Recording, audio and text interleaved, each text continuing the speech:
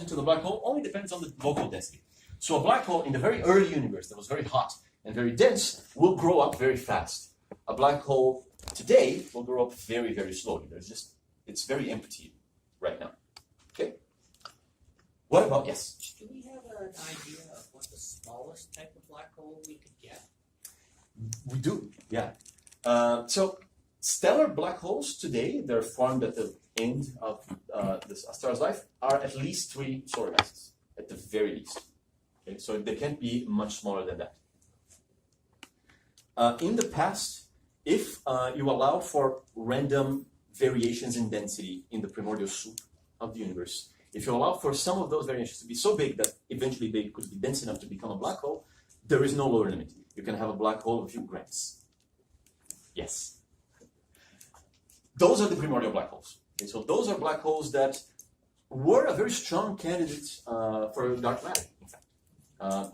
They're so small that they don't really do any sort of those flashy gravitational wave effects, so they may just be undetected, and we only know that they exist because of their gravity. The problem with that is that those black holes should evaporate by Hawking radiation, which we have not seen. So it basically rules out black holes that are too small, because black holes that should be disappearing today, close to the Big Bang, should weigh about a kilo or so. And those black holes, we should see them popping up out of existence as they evaporate away. And we don't see them. So we know that primordial black holes need to have at least a few kilograms for them to survive later than today. But why don't smaller black holes exist then? There's nothing preventing one type or the other to exist except for observation. So if you don't see the small ones, probably the big ones also don't exist. So this was largely hypothetical, so we don't really know.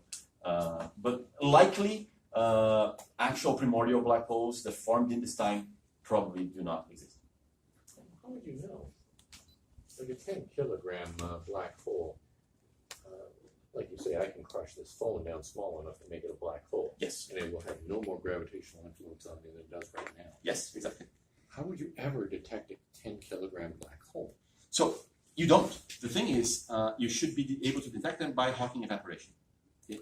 So a black hole, the amount of Hawking evaporation that a black hole emits is inversely proportional to its mass.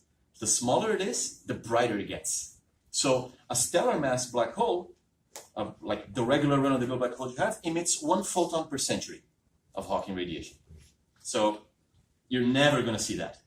But a 1 kilogram black hole emits radiation compared to a black body at a relatively high temperature. And we're very good at detecting black bodies in space.